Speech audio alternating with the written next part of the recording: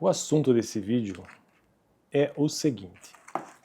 Eu até já comecei esse assunto, mas acho que eu vou começar de novo. Acho não, tenho certeza, estou aqui gravando o vídeo é porque eu vou começar de novo, né? O período ali de Arthur Bernardes, que foi presidente do Brasil entre 1922 e 1926. E o que aconteceu nesse período de seu governo? Basicamente aconteceu uma recuperação da economia brasileira, logo em seguida um desequilíbrio externo e depois um ajuste recessivo, né? Liberal inclusive. Porque se existe uma recuperação pós Primeira Guerra Mundial, 1914, 1917, houve uma recuperação por conta do café, do preço do café. Por sua vez, depois disso, também houve um desequilíbrio externo. Por que um desequilíbrio externo? Na balança comercial, uma vez que o Brasil exportava muito mais, importava muito mais do que exportava. Então isso acabou gerando um desequilíbrio externo, um déficit na balança comercial. E aí o governo precisava realizar um ajuste, né? Um ajuste que foi, nesse caso, excessivo, que foi cortar os seus gastos. Então hoje ficaria apenas com o primeiro parágrafo dessa situação toda da economia brasileira, com Arthur Bernardes, entre 1922 e 1926, que vai envolver o quê? Recuperação, desequilíbrio externo e ajuste recessivo. Que é o que sempre acontece, né? Quando ocorre isso aqui de desequilíbrio externo e gasto excessivo do governo. É preciso ter um ajuste também recessivo, né? Corte de gastos.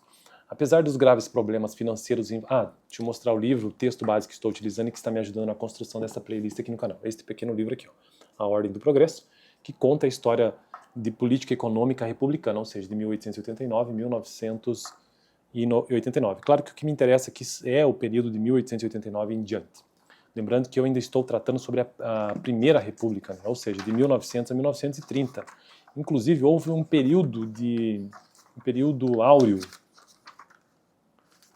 ou seja, o melhor período, a Era de Ouro, foi entre 1900 e 1913. Depois disso veio a Primeira Guerra Mundial, houve ali uma certa prosperidade depois, um período ali depois da Primeira Guerra Mundial, mas e agora nós estamos aqui em 1922, tratando de recuperação, desequilíbrio externo e ajuste recessivo.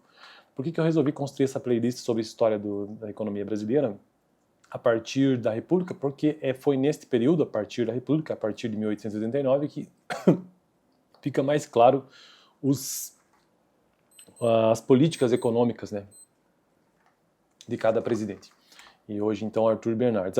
Apesar dos graves problemas financeiros enfrentados em seus últimos meses, o governo anterior, que foi de Epitácio Pessoa, seria concluído já em clima de franca recuperação econômica.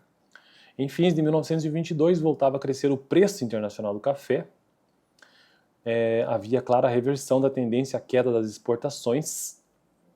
Bom, antes de entrar nesse tópico mais específico aqui, é preciso também entender, que eu acabei esquecendo de mencionar, que a economia brasileira, para você entender melhor, é melhor estudar desde o início, né? Desde a descoberta, desde o período de 1500, a partir dos ciclos econômicos. Então, claro que a economia do Brasil não é só isso, mas, de modo geral, os ciclos econômicos dos metais, né? Do ouro, o ciclo do açúcar, o ciclo da cana-de-açúcar, o ciclo da madeira, o ciclo da borracha, especificamente regionalmente, né? Entre outros ciclos menores, o ciclo do cacau também. E aqui nós estamos vendo esse período republicano aqui, em que acontecia um ciclo muito forte. Na verdade, tinha o ciclo do cacau, se não me engano, já acontecia nesse período, o ciclo da borracha também, mas especificamente o ciclo do café, muito forte, né? Por isso que ele menciona aqui, em fins de 1922, voltava a crescer o preço internacional do café. Logo, a exportação vai aumentar, né? Havia clara reversão da tendência de queda das exportações, que estavam em queda, e do déficit comercial, ou seja, quando acontece um déficit comercial na balança comercial, é porque o país importou mais do que exportou. Nesse caso aqui, como o preço estava voltando a subir, do preço internacional, então estava sendo revertido essa situação de déficit comercial. Verificava-se rápida retomada do crescimento da produção industrial. Os programas de obras públicas, então veja que o governo começou a gastar, né? Já começou a exportar mais, e o crédito mais folgado, então o governo começou a ceder mais crédito também, sustentavam altos níveis de atividade na construção civil, específico nesse momento. As causas da impressionante reversão cíclica de 1922 não derivam, todavia, da adoção consciente de medidas estabilizadoras pelo governo em resposta ao choque externo e à recessão de 1920 e 21.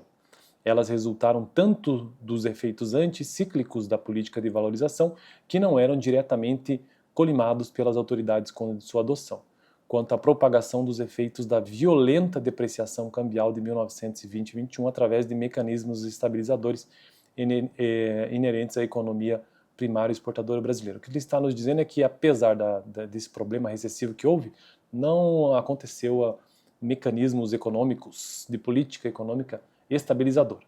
Não, muito pelo contrário, o que aconteceu é política de valorização, né?